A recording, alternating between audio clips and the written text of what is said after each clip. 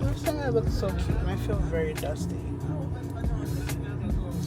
Anyway. Tell me you don't believe your husband. No, I believe my husband. Oh, Josh and Empire. Let's go, babe. I don't want to be sitting in a stupid seat for our own thing. Anyways, guys, I'm bringing everyone to Belle Afrik, my favorite restaurant. This is their first time experiencing it. We got married yesterday, so come with.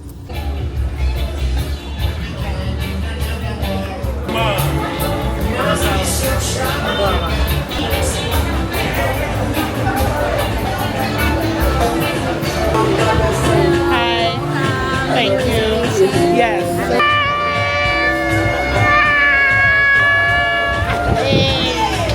Hi guys. Hi you guys. Let's say I love Mark. Huh? I love Mark. Many people love Mark. Espresso martini. Wake up at the party, we were just like, I had to come back in, and I was like, and once we started drinking, I was like, all right, I think like. Waiting for everybody else to come. My two favorite people in the world.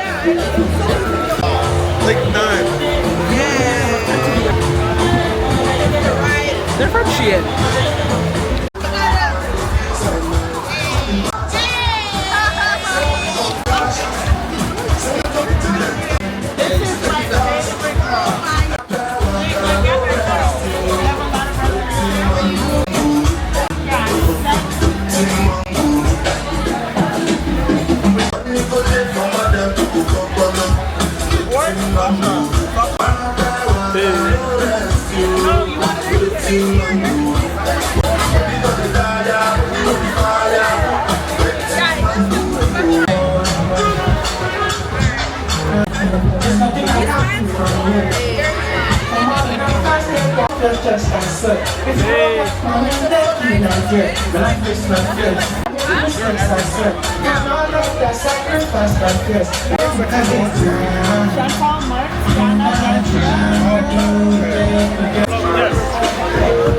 Mo is finally getting to try the places he watched on the vlog.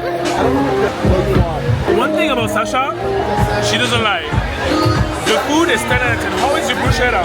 It's insane. That's the vegan version, but the bread itself has so much flavor. I feel like it's the bread. The bread makes the whole The difference. bread makes the whole thing. Yeah, and I will say one thing. It tastes like Italy because I went to Italy 2 times. When you have a comeback in your eyes, Yeah. when you eat something, you like Flashback. flashback. Thank you. Like, oh my God, that's what gives me. That's because the owner is Italian.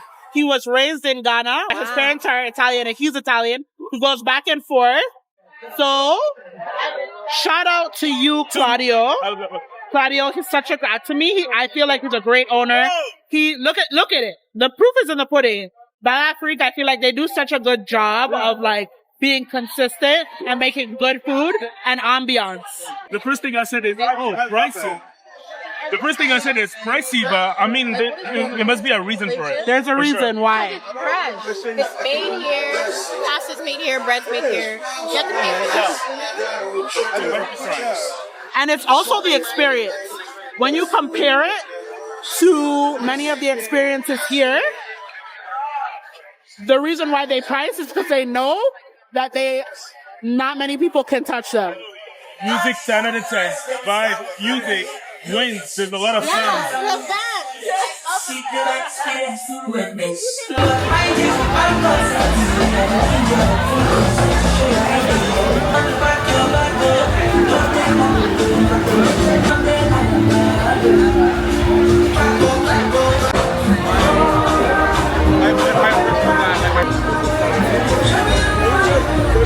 It's me, I took...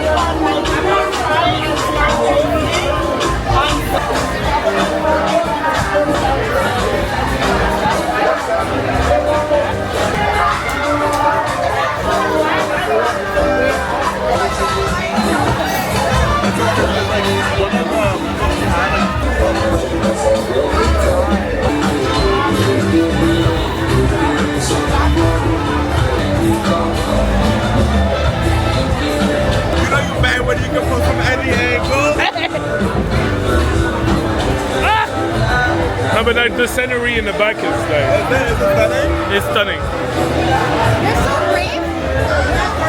I've been like avoiding any sense but I'm dying. All right, ready? Yeah. Cheers!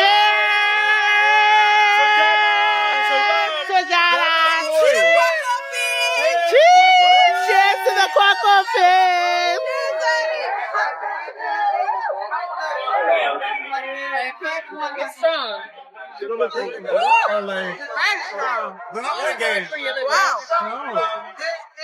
What is that? I like this one because it gives you a different. Is it members only, Joey? Yes. Okay. I'm members. Babe is giving all of us a tour of front back, even though it's pretty slow in here. Guys, let's take a video. Oh wow! Babe, come. Yes. That is so cute. So cute. I love it. This is cute. We need to take a picture. Hold on.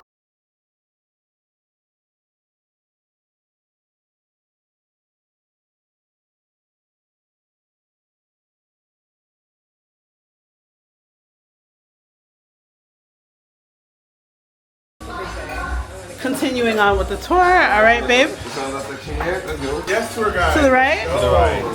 Dale would love this room. Totally up your alley. Wait, where do we go next, babe? Oh, hi, ladies. Hi.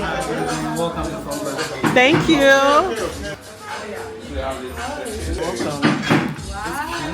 See? But imagine when it's packed in here. I've never seen it like this where no one else is here. It's the front and the back of the house, right? There's over here. Come. Hi. How are you? We're just touring the beautiful space. Nice to see you. Thank you so much. Thank you for having us. This is the owner of Front Back, guys. Nice to meet you. Yeah, he was there last night at the wedding. But look how gorgeous. Oh, the light bulbs up top. Yeah. Like this whole couch area is like so Iconic. content. Yeah. Yeah, content. No, it's And concrete. look at the paintings, how they're made of. Yeah, like, it was yard. Like yard, yeah. Yeah. That's so dope. That's what I was gonna tell you. What? You're bringing everybody to Sandbox, right? Yeah. Are you? They have like a museum area, right? Like a Yeah, with the they do. paintings? Yeah. We didn't get to see it, but like I was like, this is actually so Gorgeous. gorgeous to see. Yeah, Sandbox is beautiful too. It's nice to party in a space like this. Yeah.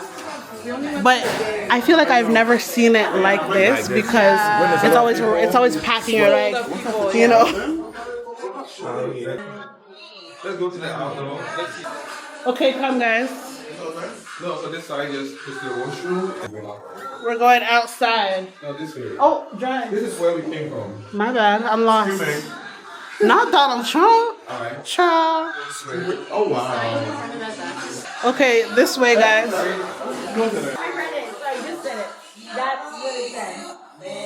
What is that? Watch your steps. And this is where the party happens.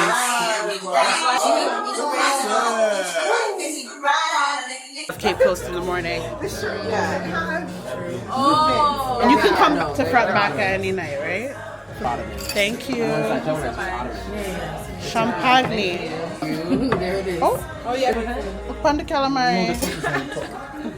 It just looks like Mari. Now shots? Yes. Oh, it's a party. It is a party. I think it's the owner. I don't think it's anybody else. Thank you so much. Now this is how you treat a lady. How you treat Yes. Like nah. We're taking our shot first, then it's cheers to you. Okay. Shots o'clock. Cheers to the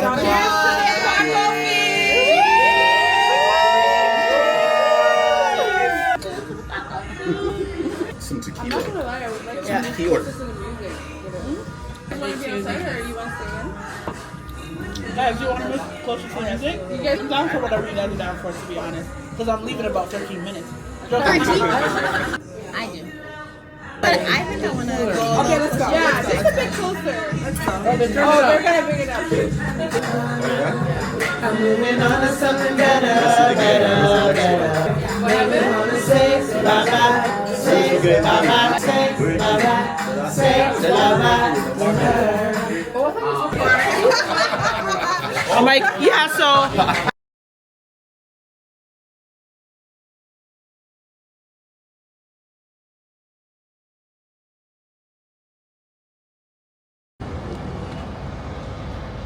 Woo. So guys, now for our Cape Coast trip.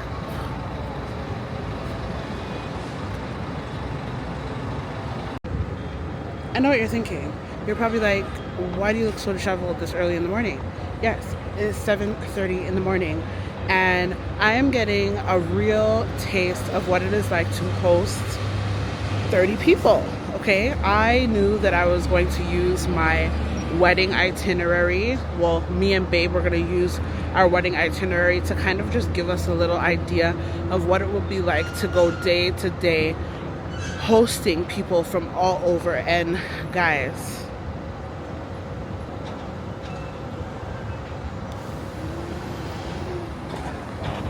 I know everybody's inside, all of these chairs. Yeah, I'm good. Recline. Look at the comfort. Look at the comfort. I have to sit here because I will vomit. You'll vomit if you're in the back? If I'm behind anything right Oh, yeah, where you can't see. I'm kind of like that too. I was like, Joey, I need to, I'm like, I need Yeah, to sit. I don't get it. You You guys know want me to last? Yeah, no, I get it. I get it.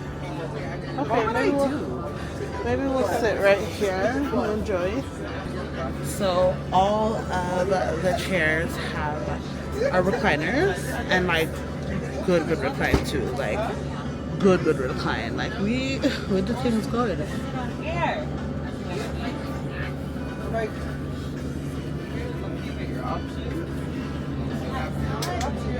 That's the one, not the one thing, but that's one of the things that makes me love my husband, is that he understands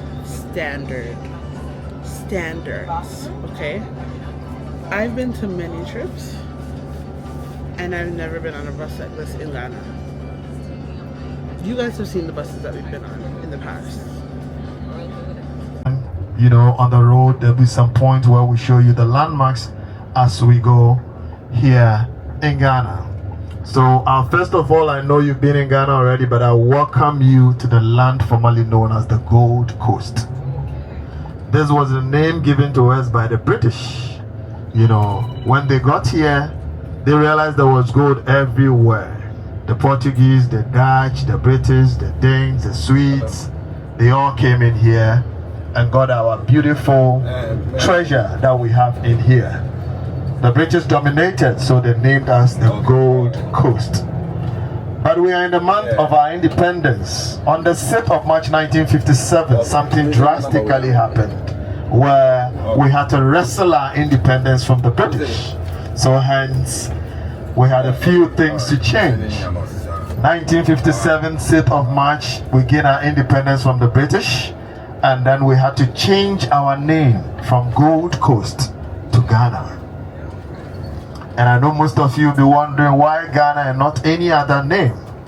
But before the arrival of the British, we have the West African sub-region, where I can literally walk from anywhere into Ivory Coast, into Benin, into Togo, into Burkina Faso, without even noticing that I am in that place, because we see ourselves as one. But after the Berlin Conference, they took the whole continent of Africa like a piece of cake, and they divided it among themselves. The Germans, the British, the Portuguese, the Dutch, and all that. So they demarcated these areas for us. And that is why today we have to go through a border before entering into our own brother and sister's compound or neighborhood. And at that time we have empires and kingdoms that were leaving. One of the strongest kingdom was the Ghana kingdom. And we were lucky to have a charismatic leader in the person of Osajefo Dr. Kwame Nkrumah. Who's leaving.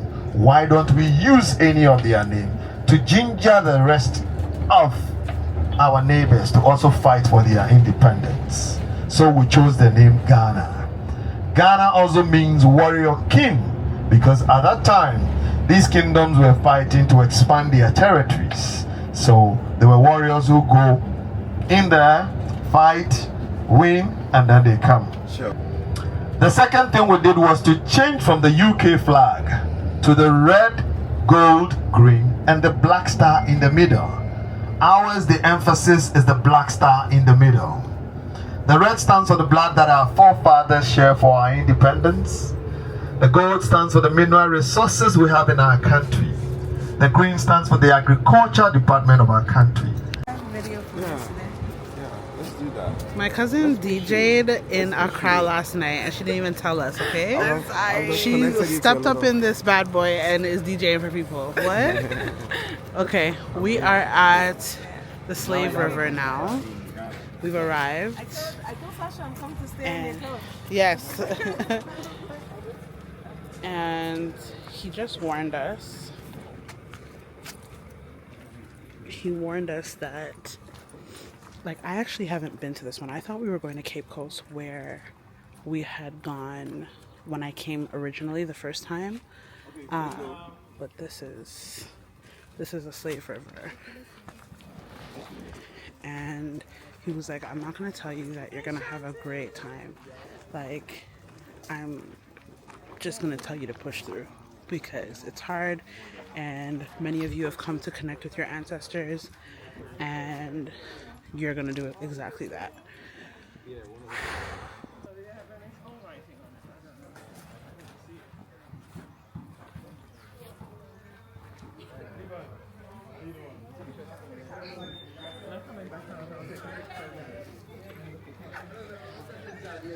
Come, Chantal.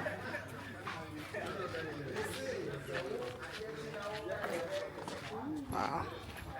So I've seen this one in Instagram and TikTok videos and stuff, but I've never been.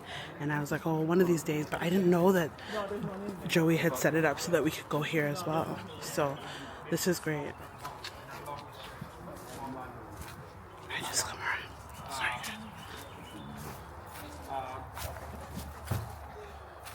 Good afternoon to you. Good afternoon. I was asking my sister where you guys are coming from, and she said from Canada. And I was like, But many of us are Jamaican. that is what I wanted to know first. Yeah. So, which part of America are you from? New York, New York? Which part? Long Island, Queens? just outside, yeah. Yeah, because I know the Trinidadians are mostly at Queens. I just left there recently in December. And wherever, which other place? No, I wasn't in Toronto, so don't worry. Okay. So you basically welcome home. And when I heard my Jamaicans, Trinidadians, and my brothers and sisters are coming back home, I don't know, I'm just loving it. Because there's something that we need to talk about ourselves. That is why Gabi said, people without the knowledge of your past history, origin, or culture, you are just like a tree without a root. A tree without a root can never grow. That is why today we are in search of the root so that that tree would grow. And that is why I always relied on this beautiful song from Bob Marley. Oh, pirates, yes, they robbed I, sold I to the merchant ships. Minutes after they took I from the bottomless pit, but my hands was made strong by the hand of the Almighty. We forward in this generation triumphantly.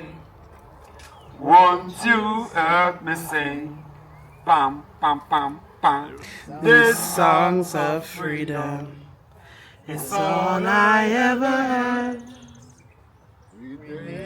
Redemption song. The songs of freedom. Emancipate yourself from mental slavery. None but ourselves can free our minds. Have no fear for atomic energy, 'cause none of them can stop the time. How long shall they kill our prophets while we stand aside and look? Some say it's just part of it. We're going to fulfill the books. And they are coming from the Comantin group. The other group are coming from the Anomansa group. And the third one were coming from Nigeria, a place called Ile-Ife. But those people in Nigeria today are in Ghana, and they are called the Gans in Accra. So when the captives were captured, the intentions, I don't want you to beat me here, listen. The intentions of the Europeans was to identify you, take you to the New World, for you to become their military base.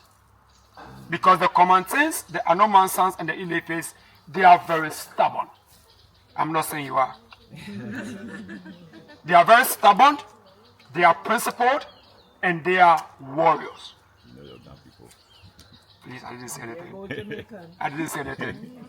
So they are all warriors. So when the Jamaicans landed in the new West Indies, you can never tell a Jamaican what you want him to do. No, you can never do that. When you tell a Jamaican to sit, unless he or she want to sit, you can't force that person. So our ancestors that landed in there never wanted to succumb to the pressure of the Europeans. So they said to themselves that we were going to come back. We would later come back home. That was all the motivation. But it got to a point they realized that they have crossed so many rivers, so many oceans, and they have crossed so many land. Coming back home is going to be very difficult because they might not know where they might navigate themselves. So they started motivating themselves to stay on the land in Jamaica. And when I see my sister, I say, sis, look, perhaps you're not going back. So what we have to do is to stay and make a living from this land. So the continued motivation brought the name Jamaica. And Jamaica is an Akan word, which means Jamaica. Perhaps we are stuck. So the word Jamaica is Jamaica, perhaps we are stuck. That is why when you look to Jamaica, you have Queen Annie of the Maroons with an Ashanti. You have the Kujo, you have the Techi as a name, you have the Anansi story, you have the Aki as food, you have the Sirasi. Look, you are back home. And this is where you belong. And the name of the river that we'll be visiting today, that our ancestors took their last bath, have a very interesting name. When I mention the name of the river, maybe you might know a place in Jamaica that have that name. Do you want me to mention the name? Yes. I won't do that. Okay, so this is it. Oche River. Oche Rivers. 8 rivers. So you see, we have more similarities than differences. Once again, you're welcome home. You're welcome to the central region of Ghana. We are at the Assin Manso slave market and the ancestral river site. My name is Kofi Ameni. I am Kofi because I'm a male born on Friday.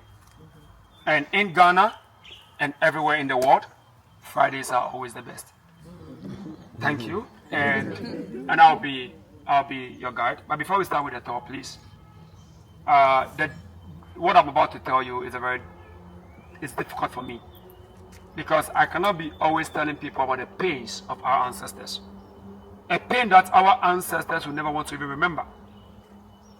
Because when we talk about it, it still reminds them of the pains that they endured. But if we don't talk about them, nobody will. So before I would speak about them, it is right for me to ask their permission so they could allow me to speak about them. So if you don't mind, we are going to observe a minute of silence For all our brothers and sisters who lost their lives during the trade on the Middle Passage, through segregation, discrimination, police brutality, everything. After which I would say, may their souls rest in perfect peace. And all of us here will be responding by saying, Ashe. Ashe basically means, may it come to pass. So please, if you don't mind, can we all observe a minute of silence? Thank you.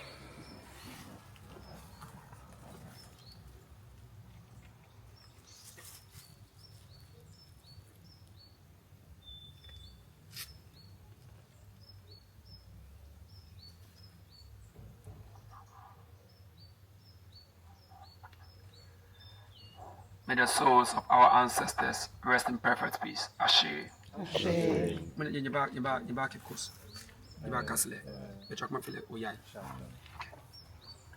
So basically, you welcome to Assin Manso. Assin Manso was one of the slave markets that existed during the transatlantic slave trade. It wasn't the largest of the markets, but Assin Manso became the busiest of the markets. This market became the busiest because it was the only slave market that was closer to the three dungeons: Fort Amsterdam, Cape Coast, and Elmina. Captives that were captured from everywhere in West Africa. Some have to work for over 8 months. Some worked for 4 months. Some worked for even 6 to 7 to 8 months. They were in chains and shackles, barefooted and half naked, with no food, with no water. They have to walk from wherever they were captured in order for them to land in this community, Assin Manso. When they landed there at this market, the market goes all the way to the community. But the reason why this area has been confined is because this area has been identified to have been the slave cemetery within the slave market. So from the edge of the grass over there, all the way to the river, and where we are standing now, we are standing on the remains of our ancestors. And that is why when you were coming through the main gate, the gate looked very short. So almost all of you entered like this.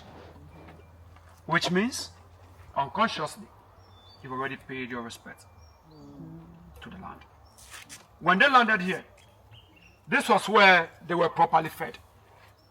Broken bottles and shaving them before they were made to walk on this same path to the river in order for them to take their last bath. At the riverside, they went through their first ever auction and their first ever branding. Those that could not decided to wait for us, and they were those that were buried in here. They have waited for us for over 400 years now. They never even believed that there would be a day that their children would ever return back to them. Today, as we are standing on this land, we've made our ancestors proud. We've made them overexcited. We've made their dreams to come true. Because for them, this is the best of their day for seeing you back here today. After taking their last bath and selling and branding them, they were made to go all the way to the dungeons in order for them to await the slave ship. They stayed in the dungeons for 3 months, awaiting the return of the slave ship. 3 months of pains, 3 months of torture. I don't want to talk more because the time has already gone. But at the dungeons, whilst they were dying at the dungeons, ironically, there was something on top of the dungeons. And you know what that was? A church. What kind of God was that church preaching? Were they preaching Christianity? Or they were preaching religion? They were preaching religion. Because religion is a doctrine from man that makes you feel yourself inferior and see someone superior.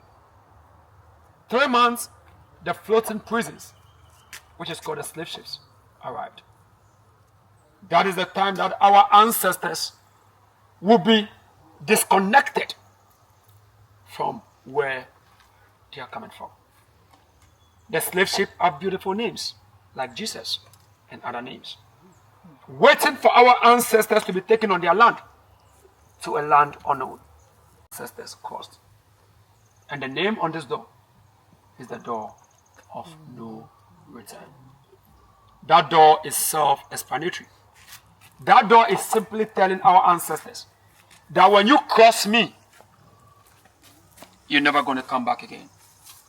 But if you are so stubborn like you, and you have still insist to come back, they will make sure you come back as confused as ever. Today, are you not back? Which exact tribe of Africa do you come from? Do you know? This is not your fault, because this plan was well orchestrated by the Europeans at the door of no return. It was the door of no return that they took away the most important part of us. And you know what that was? Our names. Look, with African naming system, you don't have a choice. You were given life assignment. Your name should connect you to your community, your destiny, and your clan. Look, I might not know this brothers of mine, but immediately they mention their name to me now, I will be able to tell you where they are coming from. I'm a typical example of my name. My name is Kofi Ameni. Ameni means a river. In all my academic credentials, I have my master's in human resource management, master's in African studies. I have never seen myself to work with a river. By my name being a river, today I work with a river. I am also sure you've watched this movie, The Root. It's a good case study. This man was beaten to the point of death just for him to do what? To denounce his name. Why? Because if that name is taken off, please come this way. If that name is taken away from him, his descendant will never know where their father or their brother is coming from. That is why he stood his ground and said, I am not Toby, but my name is Kunte Kinte. That is it. But in the era of our forebears, the pains that was meted on them was so much for them, so they have to let go of their own names and acquired on themselves their slave names. But I don't want to say this, but that's the truth. The day you and I acquired to ourselves our slave names, that was where we became inferior. Because there's a saying that you cannot fight and win the person that named you. So if that saying is true, who named you? Is your name, or a name of a slave owner? That is why when I get married to you and we give birth, we name our child, right? And we are the only ones that could write the biography of our own children, right? That is why for the past 400 years now, these Europeans have been writing our own story. Because in their minds, their names on us means they own us. The time is now. We need to detach ourselves from those names. And we also need to be able to tell our own story. Because if the lion doesn't have his own storyteller, the answer would always be glorified. If this European can write, we can write better. And if they can lie, oh, come on. We can also lie better. So the time has come to change the narrative and tell our part of the story. But in order for the story to be told, a curse needs to be broken first. And that curse is the door of no return. That door needs to be changed because words are very powerful. But the question is, how do we change that door? I don't have the keys to that door. You don't have the keys. The only ones that have the keys to that door were those of our ancestors who crossed that door. They are both gender, male and female. So why don't you go for any of them, their remains? Bring them back. Go through so much rituals in order for them to open that door for you to be able to come back. The journey was a difficult one. The Europeans never wanted to give any to us because they were scared of the political and the spiritual energies that will come with it. But we still persevered. And in 1998, we had 2 remains that was brought back to us. And these 2 remains are those you could see in the graveyard. So the one from the left, her name is Madam Christal from Kingston, Jamaica. The one in the middle is Samuel Carson from New York, US of A. Madam Christal was a young, beautiful lady who was captured but landed in Jamaica as a slave African. She never saw herself as a slave, no. She rather preferred to die than to be called a slave. While she was in prison in Kingston, Jamaica, she was among those few African ladies who decided to rebel against the trade by starving themselves to death. But during that era, it wasn't easy for you to do so. Because the punishment that will be meted on you, none of us can stand it. But this lady was a warrior. She stood her grounds. When she had her teeth all chiseled out in an attempt to force her to feed. In 1830, she lost her life. And when she was about to say goodbye, the only words she has to say is bring me back home someday. I am not sure she knew she would, but somewhere, somehow, her remains were brought back. In the middle is Samuel Carson. Samuel Carson was a paternal ancestor of a US of A war veteran, Sonny Carson, who fought in the US of A Korea War. But why would you fight for a country that will never even allow you to drink in the same cup with them? So when he came back from the war, he had a change of mind and he became an activist. In all his work, he always wanted to project the strength of our ancestors. He was motivated by a biblical verse in Ezekiel chapter 27, verses 1 and 7. And that verse is basically asking a question. That would this dead bone rise again? Or to paraphrase it, does the dead bone have life? According to Samuel Carson, the dead bone that the Bible was referring to is our ancestors.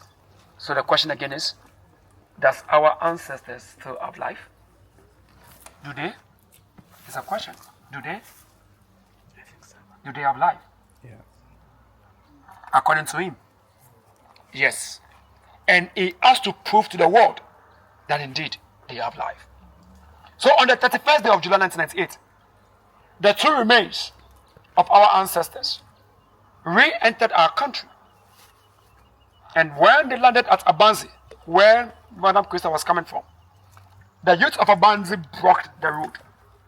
And they said, we can never allow you to use the land.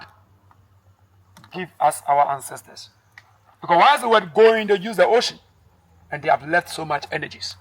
So let's go for the energies of the ocean. So the youth gave out their beautiful canoes. And they escorted these 2.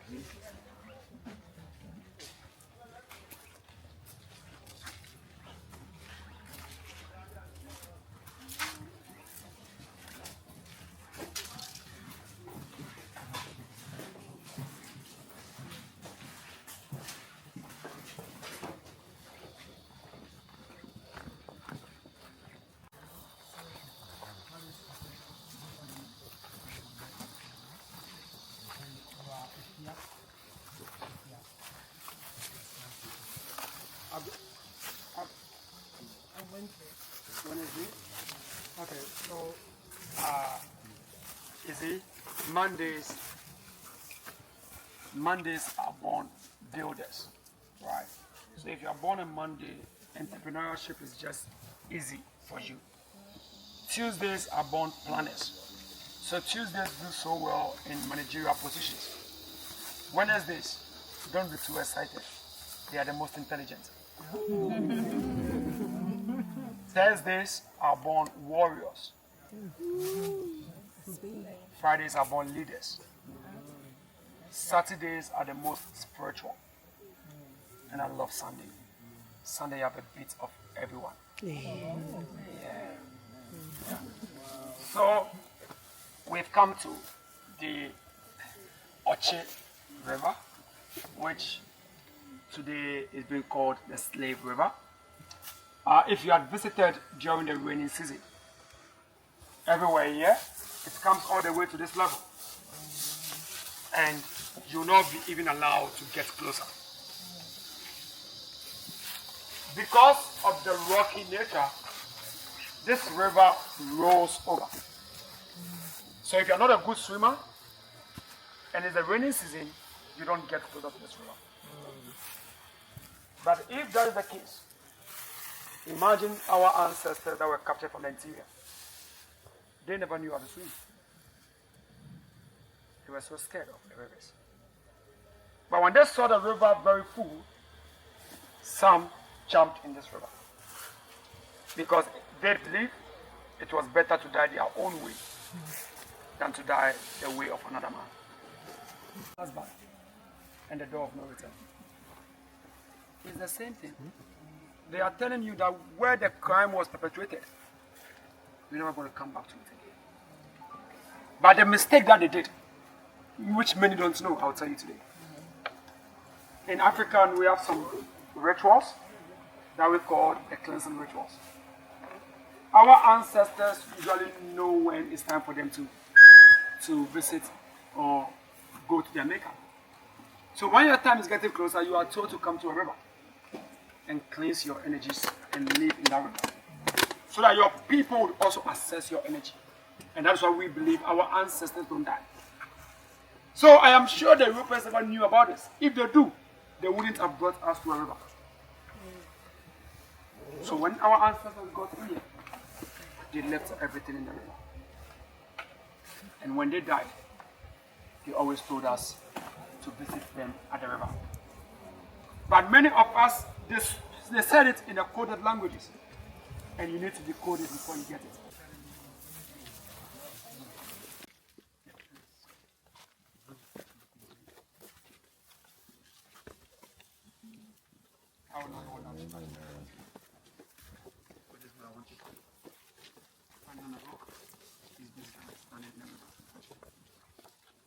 You know how the Europeans are doing? They are using a theory called divide and Conquer. But you know that this time around, they are not doing the division. They are only doing the conquering. And we are doing the division ourselves. Yep. Your journey here is not a journey for you. Because you have seen. What about the millions of our brothers that don't even know? How is your coming here impact positively in their lives? Whatever we say on this rocks always comes to pass. Whenever I see you coming back here, I don't envy you. I don't. The reason being that you don't know the tax ahead. It's either you come and go and shame your ancestors, or you come and go back and elevate them. In shaming them is where you go back and you keep it. But in elevating them is where you go back and tell people about them. But in order for you to tell people about them, it is tough. Because the system that has been running. So you need to have a thick skin. How do you have a thick skin? It's first by having peace within. Second, by loving. And third, by speaking. So today we are ambassadors. We need to strengthen ourselves because the tax ahead is very difficult. That is why you're going to find your friend in pairs and hold your hands and face each other. And the married couples just the same. In pairs, you face each other. Because right now, someone don't have any here. Okay. Okay. Do you know the currency of Japan? Yen. So when you add ko to yen, it is yen ko. Do you know what I'm saying? Yen ko means let's go. So how do we say let's go? Yen ko. So please yen ko.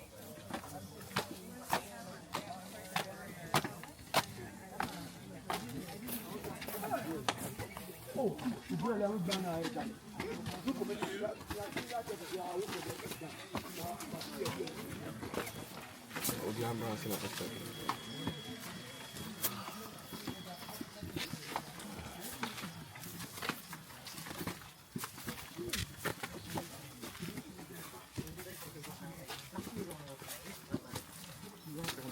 Yeah.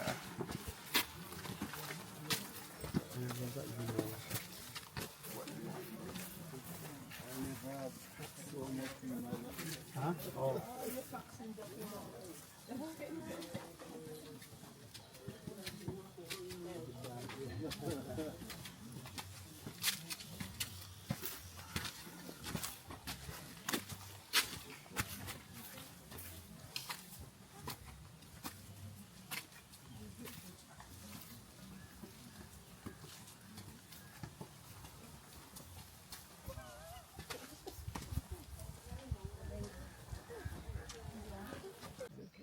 So what, when someone asks you at the same, you can also say did you have a phone?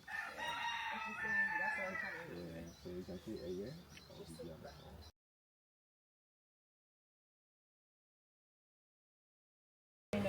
Oh yeah, I One of the ones that they could find. Oh, you got it. So this is the only one they could find. That's not the one that. This chain was found by any Group USA and was preserved in 2025 by the site's supervisor, George Mensah. Sometimes you just yes. Sometimes you just touch. You never touch.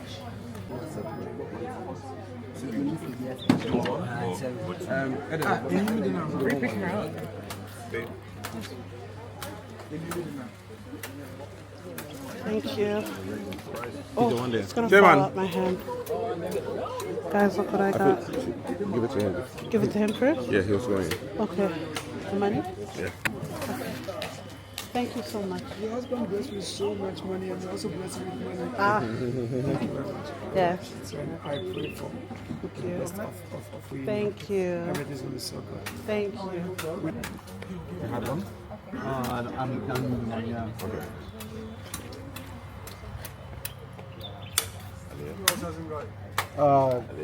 My sister needs one, yeah. Yeah, one? Thank you. Okay, thank you.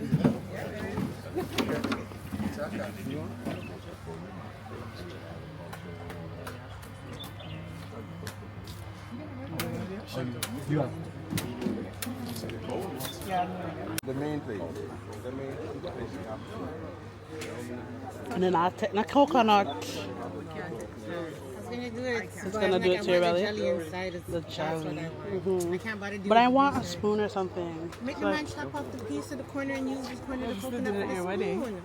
That's what they did at we the never get one, not even one made it. That was the best coconut I had in years. And Yeah. chopped it up for Oh, I'm glad. You know, I had to fight for those coconuts. They were trying to tell me, no, it's too much. I said, I want the coconuts for my guests. Good for you. Fight for the love. It was delicious. It was even supposed to be branded. I'm like, Oh, you should have branded it. it was supposed to be, and then last minute, I was like, just make sure that the coconuts are there. Remember that's what they did on Deanna's thing. Diana had Yeah, nice so nice. Yeah, the same logo was supposed to be, huh? Are those your mom's sisters? Cousins. Yeah. They look like, We are now in mommy for dinner. Oh, Daddy, the way you cut out that coconut. Like the last one. Oh, yeah. It's me. No, this is the last one. Trust you is cutlass. You might run away at the point of no returning in cutlass. Yeah, mommy moved in. Jordan, And give have me you a paid for him spoon, already? Give me a Martin. spoon. No, the spoon. Martin. Did anybody give him any? Is it? Anybody give him any? Yeah. Can we? Yeah. Thank you so much. Martin. Okay, let's Martin. go. He's Oh, you paid paid already. already? Exactly. Perfect. What's thank you, Joey? Medasi. Medasi? Yes. Okay. Medasi. Is that tree or ew? Tree. Oh, that's tree. Where is Akbe? Akbe. By this side is a tree. It's a fancy land. Oh, okay. Fancy. In case you won't see, I say, Tabut. My voice is easy. Martin. Formal.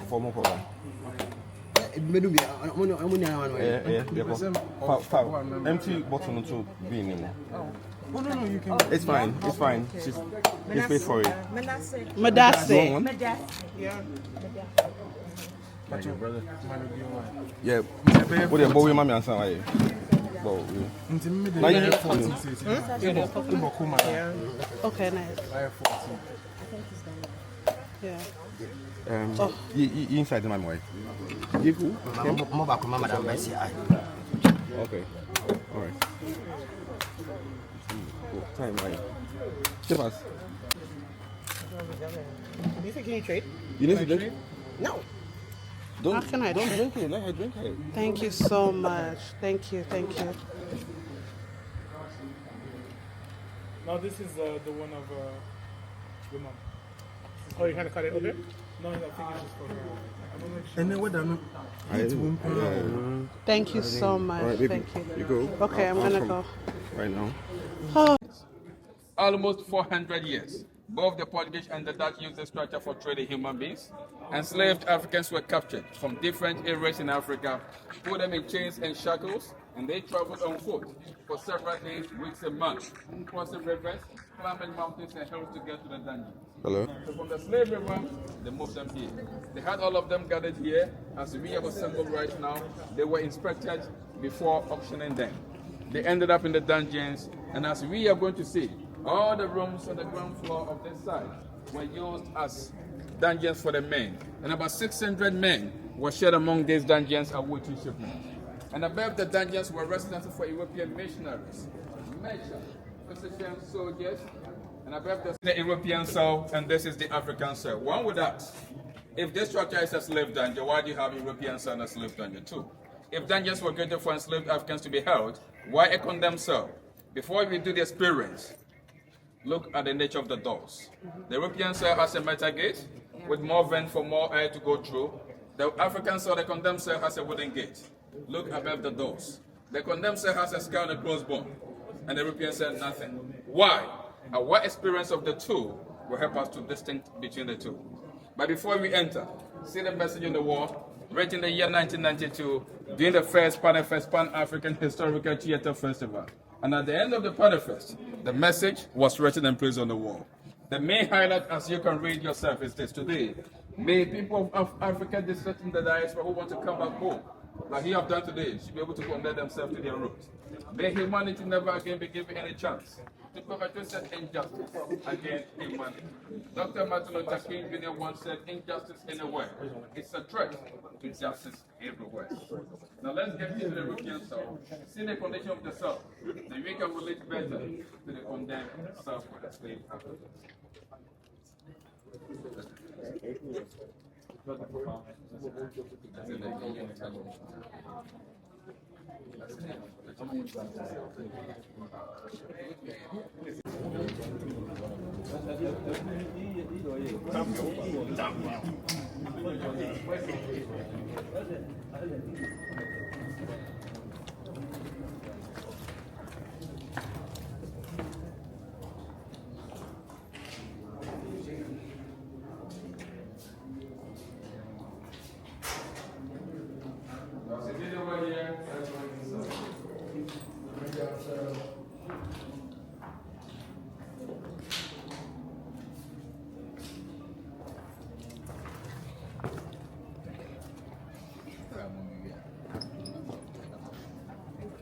Pacho, ebi mo mienu no.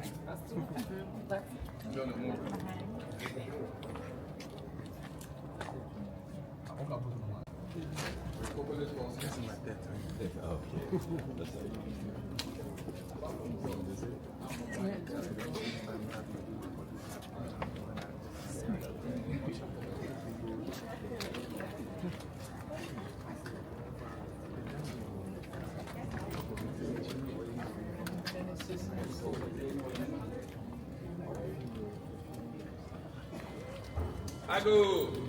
Amen. Please, we are now making our way into the dungeons to see how large the dungeons were as they awaited shipment. Let's move this side.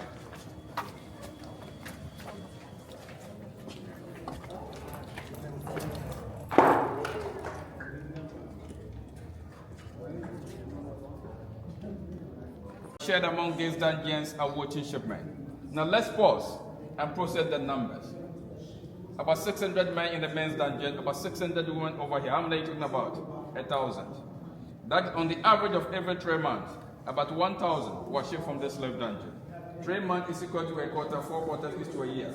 So if a quarter was about 1,000, the 4 quarters will be about 4,000. Multiply 4,000 by 235 years. So the Dutch used this structure for trading human beings. Do the same calculation for the Portuguese. We are talking about almost 2 million enslaved Africans that were shipped from the slave dungeon alone. The big question is, how many enslaved Africans died in the dungeons? How many died on their way to the dungeons? How many died during the muddy passage? And how many died during the process that were used in getting them captured?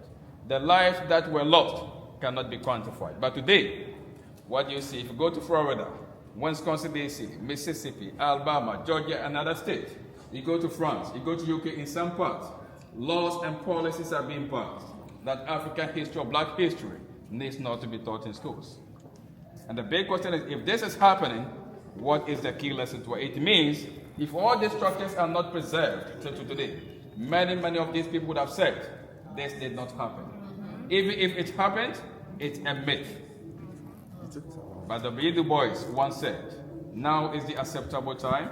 It is not tomorrow. It is not any convenient season that our best work can be. Despite the effort to erase history, there will never be a success.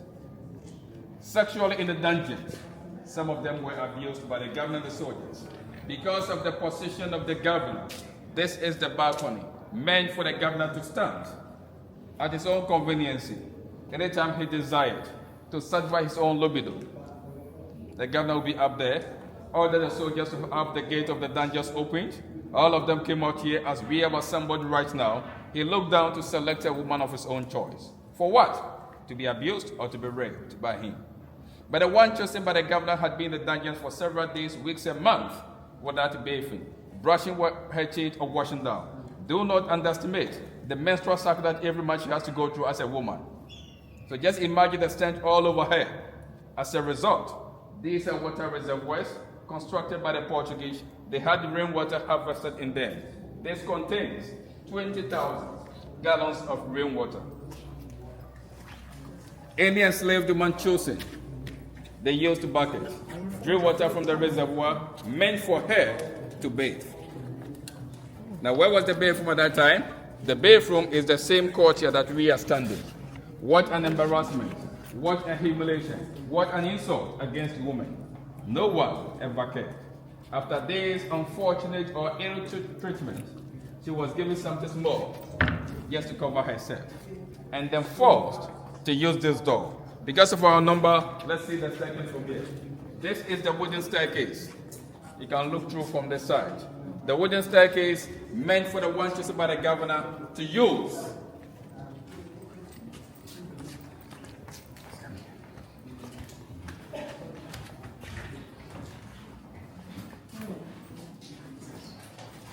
So this is the wooden staircase, and this staircase was meant for the one chosen by the governor to use to go up into the governor's bedroom.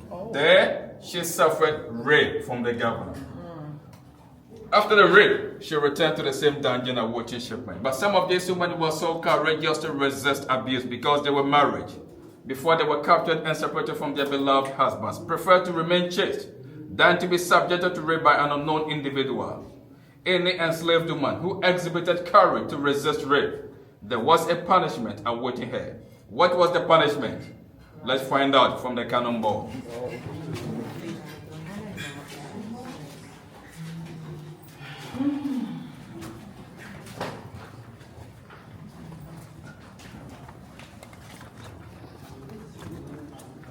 So as you can see this cannonball, during the period of the slave trade, the cannonball that we are seeing over here were 8 cannonballs.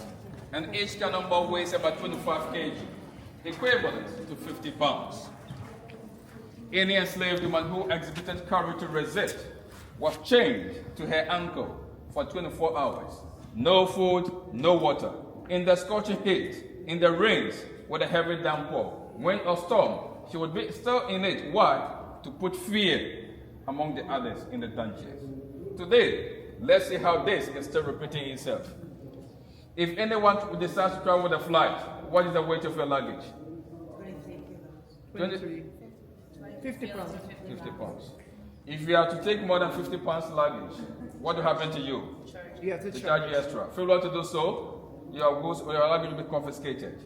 Women who are fighting for their right not to be subject to rape were chained to the same pound, 50 pounds. History still repeats itself.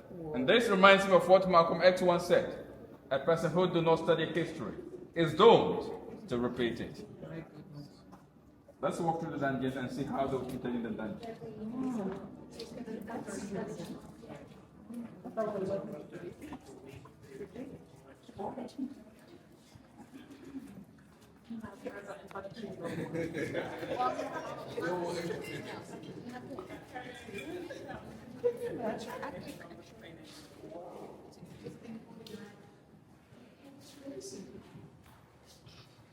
How they keep the secret hidden from you.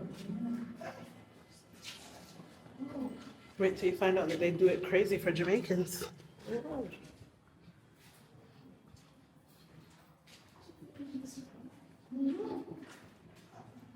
A great smell, Jesus.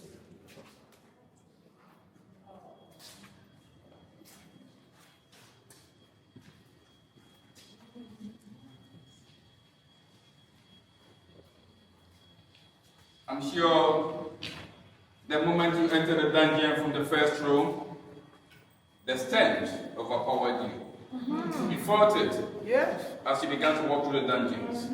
Now the first room that we entered took about 100 enslaved women. This is the largest female slave dungeon. About 150 women were kept in this dungeon.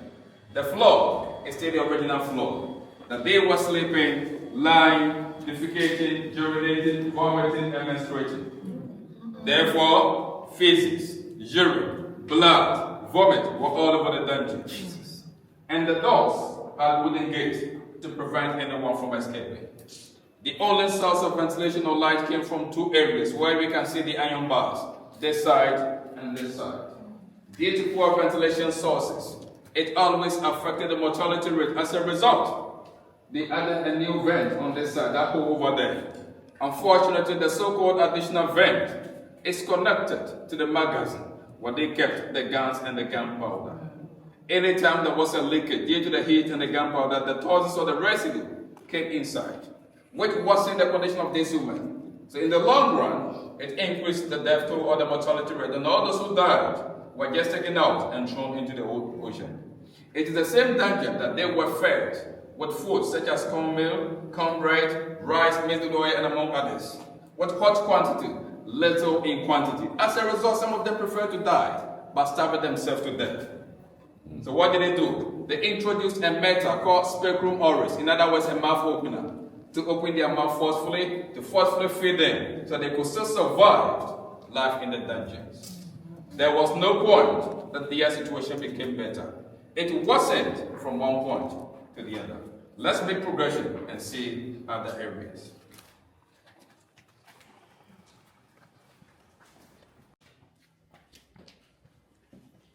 Walk inside, make way for others to also come, so we all can have this experience together and to process things together. Now, where I stand, this is another slave dungeon that took about 120 women. Today, we can see some items on the ground, clothes and chains. Are these the original chains and clothes used by our ancestors when they were captured? The answer is no. But in the year 2016, we had a reenactment program in the dungeon. With a reenactment, the clothes were used to cover the private part of the participants, the chains were put to themselves, and they slept in this dungeon for 12 hours. After 12 hours of reenactment, the experience was traumatic and hard to process. Why? Mosquito bite was all over the participants, but the stench alone was unimaginable. People therefore began to ask, if 12 hours in this dungeon, just less than 9 years ago, was too traumatic to experience, what about enslaved Africans who had been in dungeons for a month, 2 months, or 3 months? And above this dungeon was a church built by the Dutch where they claimed to be worshiping God. And the key word over here is the word claimed. How could one be saying worship God? At the same time, beneath you is a slave dungeon. What an irony. What a hypocrisy. Totally. See what I'm going to talk about. That finally a ship had arrived. Despite the pains or ill treatment in the dungeon, some of these women survived life in the dungeons. So when the ship arrived, all those who survived in the dungeons were moved out of the dungeons, re-examined for the last time by the physicians who lived on the ship. Then they moved them, put them back in chains because they had passed through the final examinations, and they were fit to be transported. And this is the female passage that they used to get into the room of no return, when they went to the door of no return and began the unknown journey. A journey that none of them ever knew where he or she was going. Today, we are certain that some of them ended up in the Americas, both North, South, and Central, others in Caribbean islands, others in European lands. But that time, they themselves never had any idea as to where they were going. We are supposed to go through this passage to get into the room of no return and see the original door of no return. But you can see some iron bars over here. Why? The wooden staircase is no more. For safety reasons, no one is allowed to go through this passage. But we are not going to be denied the experience of the door of no return. So how do we get there? We are going to use the male passage or the men's passage to get there. There, we are going to find answers to two most important questions. What is the size of the door of no return? For what purposes was it created? When we get there, these questions will be answered.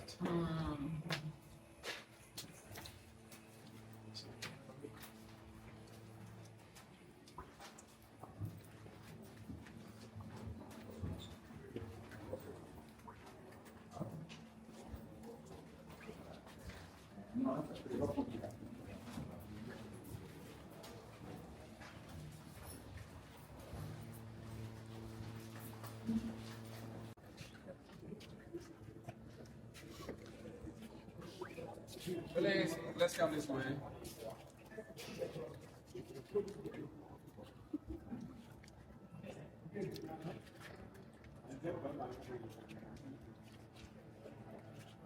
Now, the desire to see the door of no return is so high. And we cannot have this experience without seeing the door of no return. So automatically we are supposed to go there from here. But I'm just changing the route for something. I don't want us to descend through the staircase, go to the room of no return, and climb the staircase up again. Because of where we are, let's take the privilege and see the upper part of the structure where the governor lived. So when we come down, we see the door of no return, then we end it all.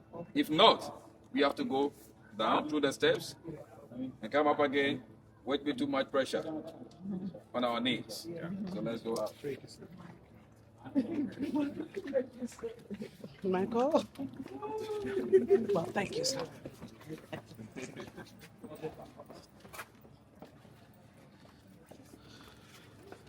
You should see the washrooms there. Colleen and Shane are like, oh, get to it, guys. Work out, buddy.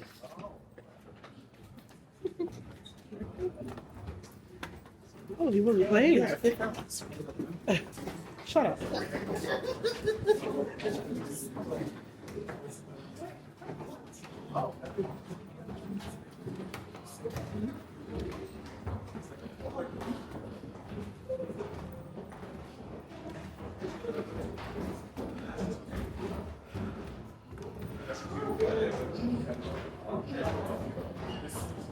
Hey. Hey. Hey. Oh.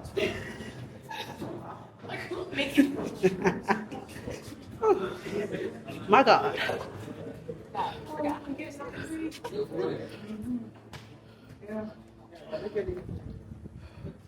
Of course they're getting the breeze.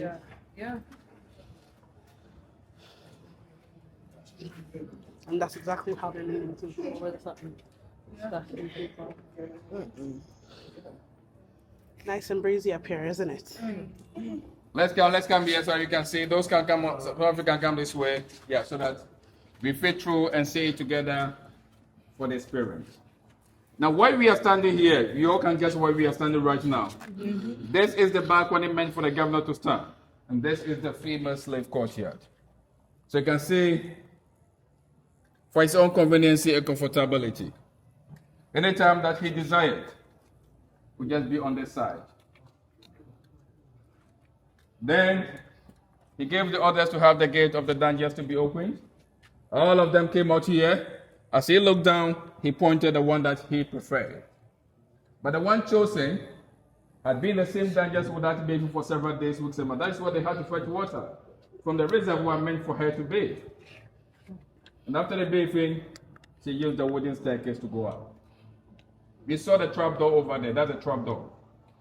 Let me get there first. Open the trap door, then we pass by to see how the trap door is.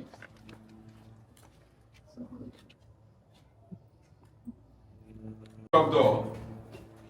Meant for the one selected by the governor. Place. So she came up through this trap door, went up into the bedroom of the governor. Then, after the rain, she the same process to go back to the tank. Now from here, Governor's bedroom.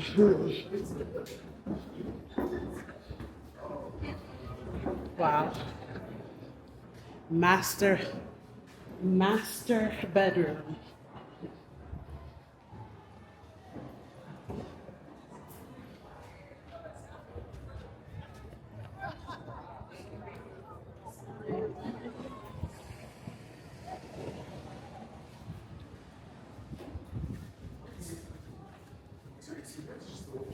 It's the air.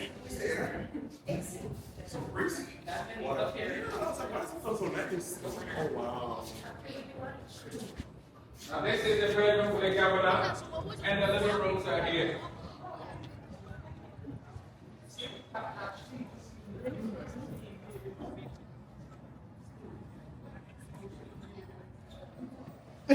They're so funny.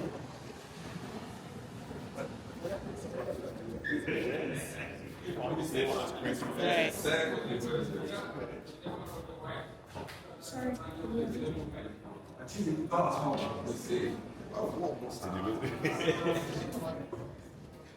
So as we have seen, one bedroom, two living rooms, all men.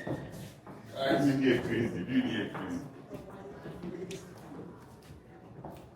I repeat myself once again. One bedroom, two living rooms, all meant for one person in charge. That is the governor in charge of the whole structure. You can see a door which is locked over there. That was his his personal restroom or bathroom or washroom. So you can see a whole apartment with everything. As against the dungeons, where hundreds were caught in a single space. They missed the difference of where they lived and where enslaved Africans were also held. Let's go down. See.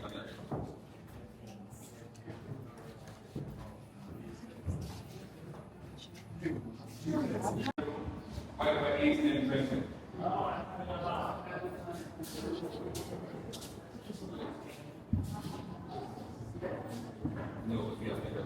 This room was the original.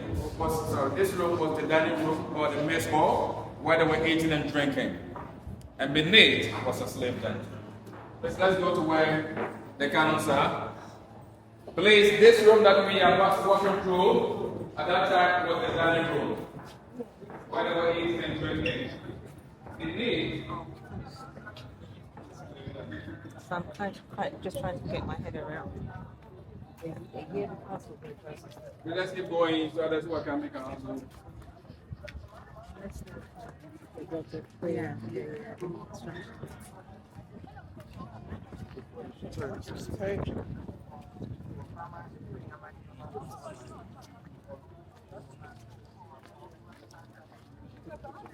Please, let me have your attention once again. And after my presentation, then you can take the pictures as you want.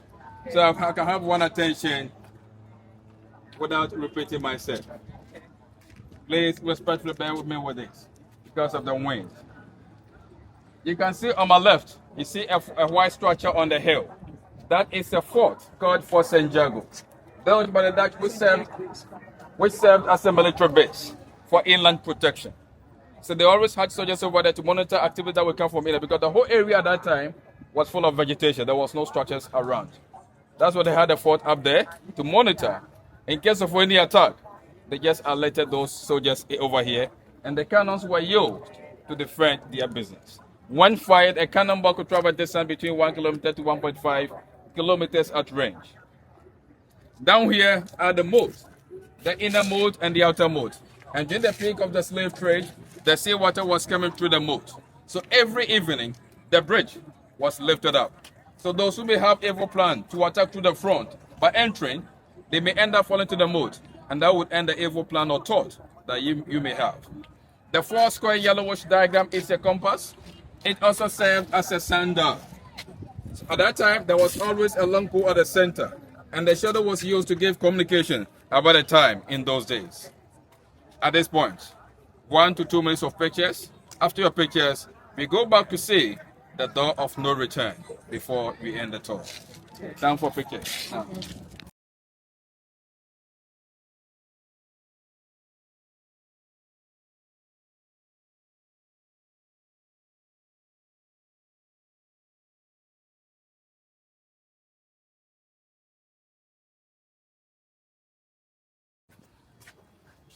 Going to see the door of no return. Watch your hands.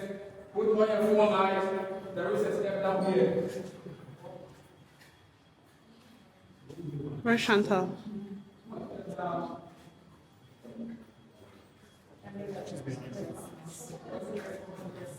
Watch your step here, guys. There's a step. Turn your phone light on if you need to.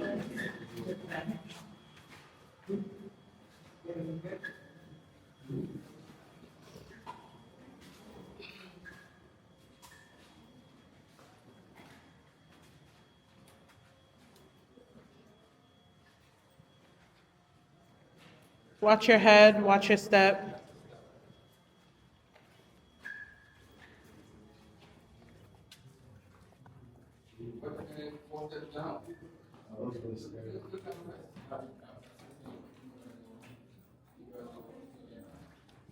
Guys, watch your step, okay?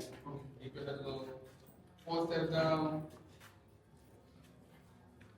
4 steps down. Oh Lord, I don't know. This is a deep. Watch your head. 4 steps down. 4 steps down. Keep your head low. 4 steps down. Keep your head low. 5 steps down. Good. No, if everybody can go through that. It's small. See when you.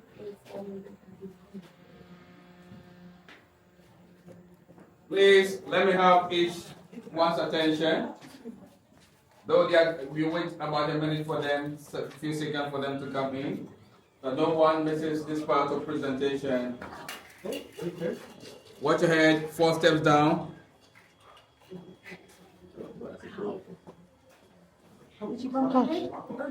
Careful. Sorry, be careful, 4 steps down.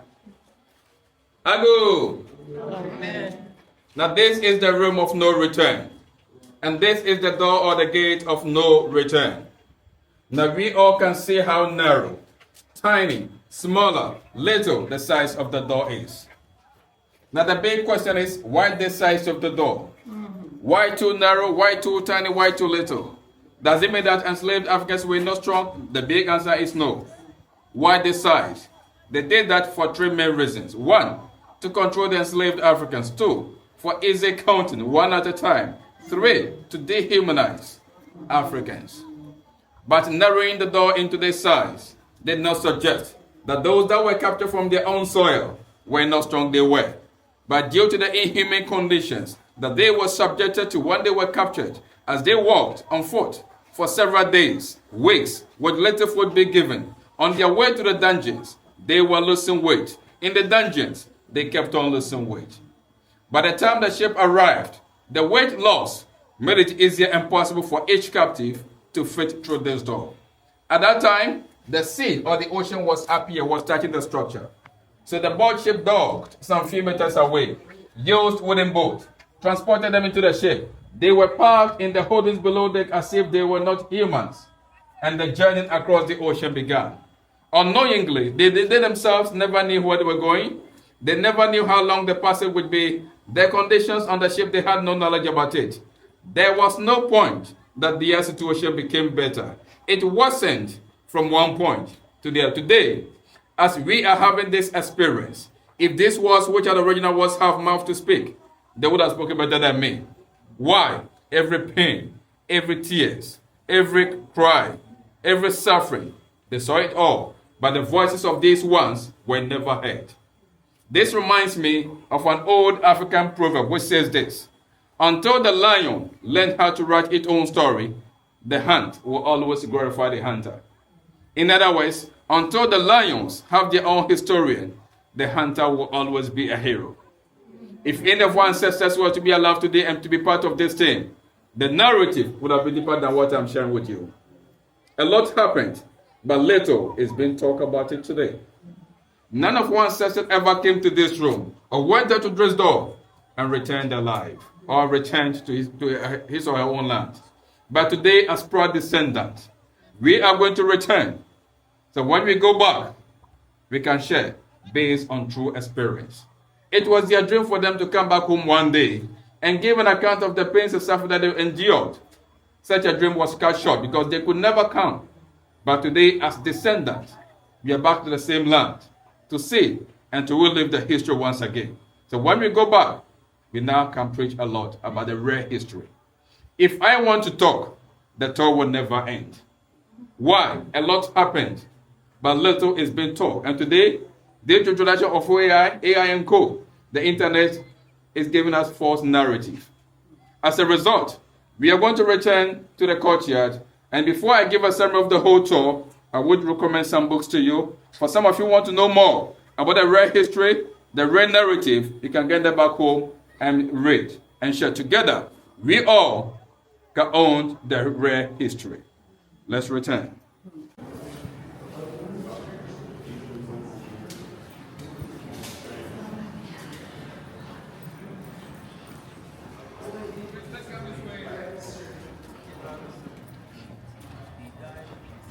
Oh, thank you. I feel like a mucky mess.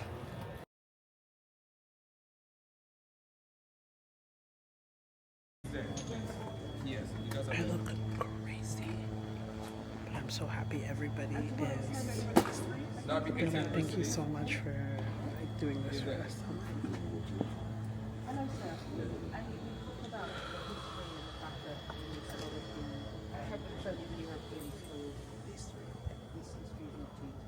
Oh, mine is way worse. You don't want to see my feet, Daddy. Daddy's feet are swollen, so am I. Lord of mercy. One thing he's gonna say. Child, one thing he's gonna say. I appreciate you coming. Me too. Me too. I'm tired, bro. But we're headed. We're gonna go get food at home. You're welcome. It's a pleasure. You're not on my way. But my shower and bed. Yeah. It's such a cute. Thank you for your taste. Oh, look how the deep cute. Gonna live listening. No. Married and happily forever. Back on the bus. Thanks, Ediso. Okay, thank you.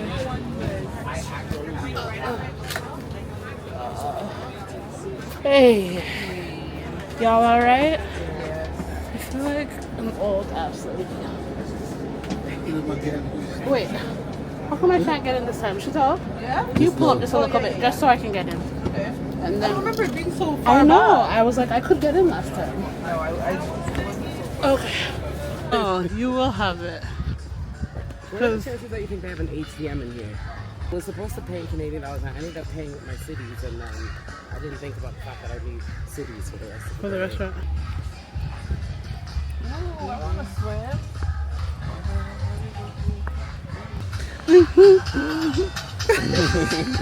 My husband. We're gonna eat in front of the ocean now, you guys. We did all the tours. Everyone is so happy they got to experience it. Now we're at Coconut Grove Hotel and Beach Resorts for dinner.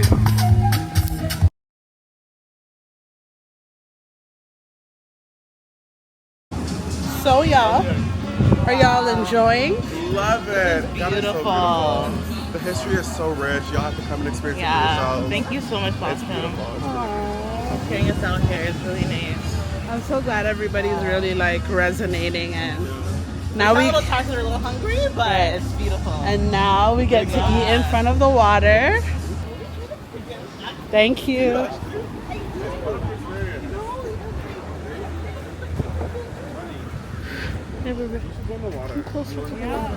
Closer to the water.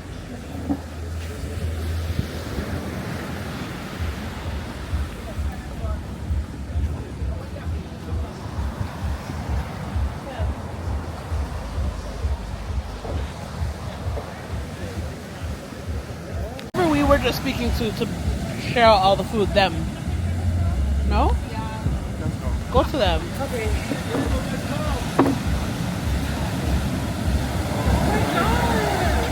Christal, of course, has decided to get on the horse. Are you going on the ride? Huh? Christal, Delia, Wait a minute. can you move? Probably. Can you move to the right?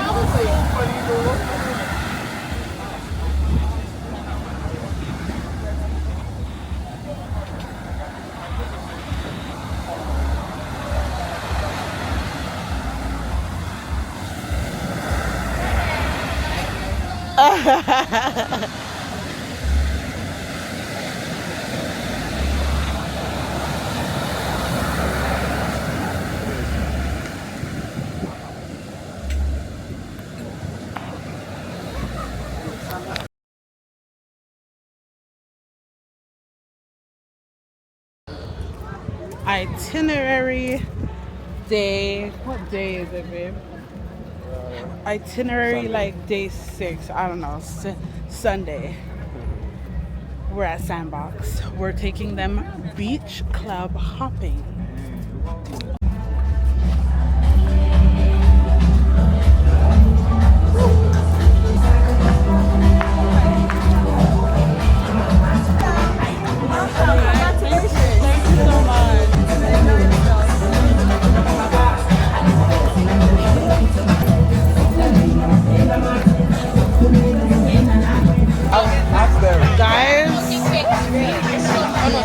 It's beautiful.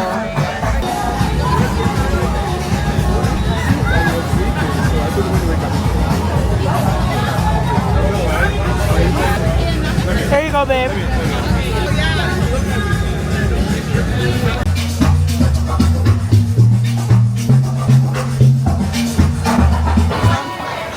No one was there. Yeah, and it's just like a very small group of us, just the 4 of us on the soccer.